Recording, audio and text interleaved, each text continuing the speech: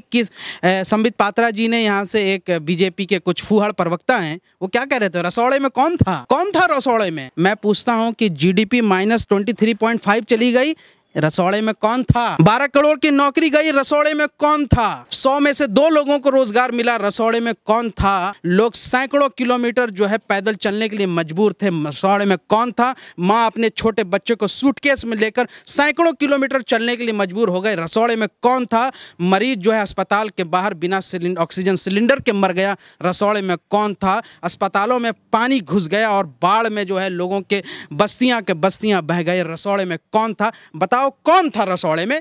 मोदी जी थे, संबित पात्रा थे, क्योंकि मोदी जी पिछले 6.5 साल में जितने भी असंगठित क्षेत्र थे, छोटे मझोले कारोबार करने वाले, और उसमें सब कोई मुसलमान नहीं थे। जो ये खुश होते हैं कि भाई मुसलमानों की वाट लगा दी मोदी जी ने तो हम जी हाँ बहुत बहुत खुश हो जाएं। अरे मुल्लों को नुकसान करके क्या फायदा। मैंने 88% लोग तो यहाँ से हिंदुओं का नुकसान हो रहा है, क्या कारोबार का नुकसान हो रहा है। अभी आप देख लीजिए BSNL के जितने कर्मचारी निकाले गए, 88,000 कर्मचारी उसमें हिंदू निकाले गए। माला माल हो रहे हैं, आपको खुशी नहीं हो रही है। आप खुश हो जाइए कि इनके दोस्त माला माल हो रहे हैं। देश का क्या है।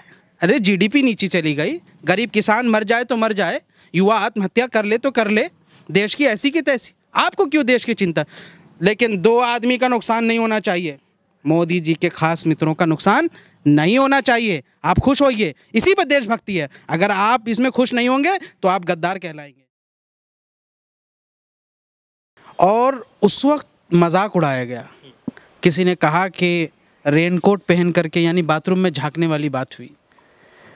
लेकिन आज जो बात उन्होंने कही ना, वो आज सच साबित हो रही है। और सिर्फ वही नहीं है, मैं ये कह रहा हूँ कि आप शोएब जमाई की बात मत मानिए, आप आंकड़े देखिए। नोटबंदी से जो शुरू हुई दुर्गति इकोनॉमी की, वो जीएसटी ने उसको पूरे सूरत के टेक्सटाइल इंडस्ट्री, डायमंड इंडस्ट्री ख़त्म कर दिया। अभी मैं कुछ दिन पहले जाके देख के आया, हमारे कुछ व्यापारी मित्र हैं, वो गालियां दे रहे हैं सरकार को। उसके बाद जब जीएसटी ने पूरी अर्थव्यवस्था को जो है बिल्कुल डाउन कर दिया, ख़त्म कर दिया, यानी छोटे जो मझोले की जो व्यापारी थे उनकी जब सारी चीज़ें ख़त्म हो गई, उसके बाद भी प्रधानमंत्री को जो है इस पे चैन ना मिला। अब आप देखिए जिस तरीके से अनप्लान्ड तरीके से लॉकडाउन किया गया, आज आंकड़े क्या हैं। आंकड़े कहते हैं कि आज भारत की अर्थव्यवस्था यानी जीडीपी जो है वो -23.5 है। माइनस। आप कभी तस्वीर कर सकते हैं कि एक विकासशील देश, भारत जैसा विकासशील देश, उसकी जीडीपी 1 तिमाही का माइनस में चला जाए। हम कह रहे हैं कि पूरे G20 के नेशंस में अभी जो है वर्ल्ड इकोनॉमी की पूरी रिपोर्ट आई, ठीक है, IMF की रिपोर्ट आई, उसमें क्या आया कि G20 के जितने भी बड़े देश हैं उन G20 में से सबसे ख़राब परफॉर्मेंस भारत की हुई है नहीं आंकड़े।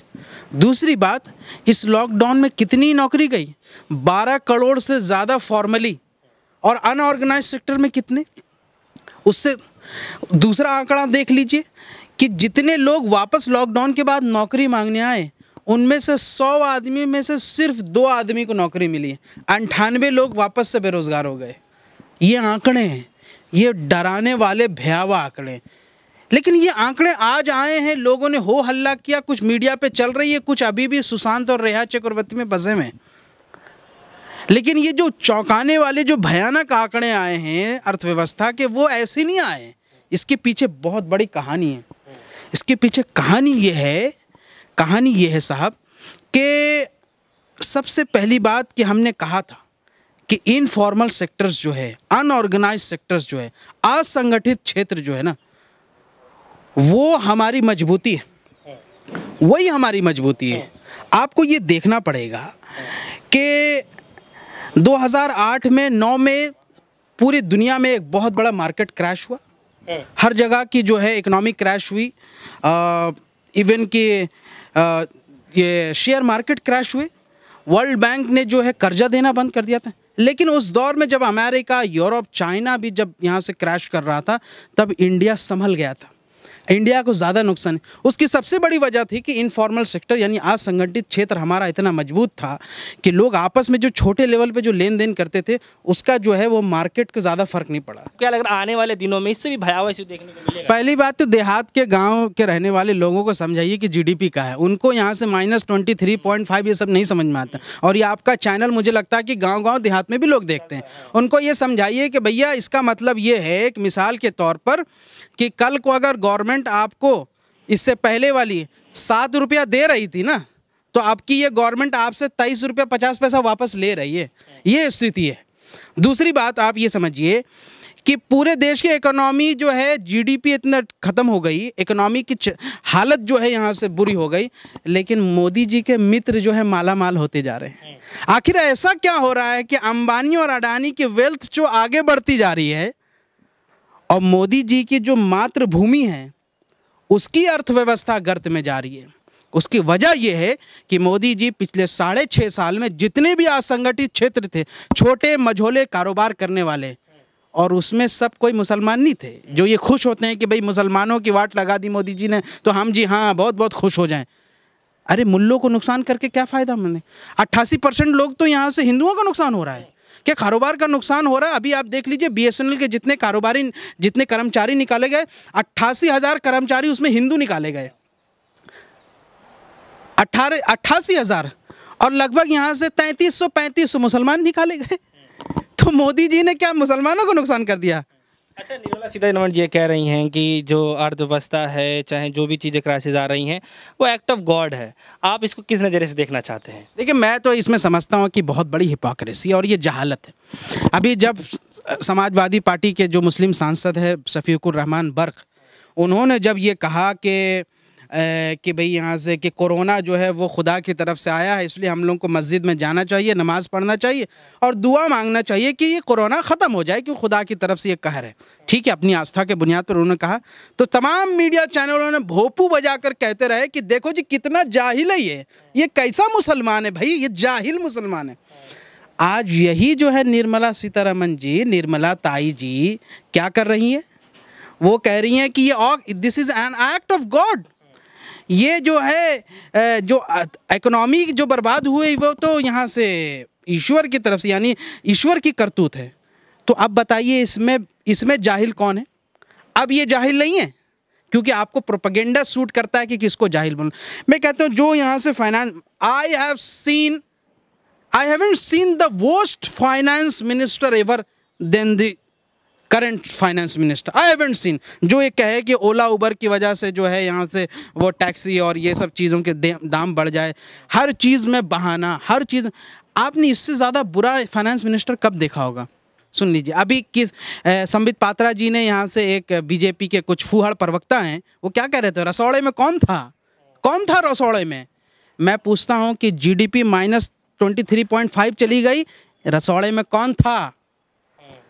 12 करोड़ की नौकरी गई, रसौड़े में कौन था? 100 में से 2 लोगों को रोजगार मिला, रसौड़े में कौन था?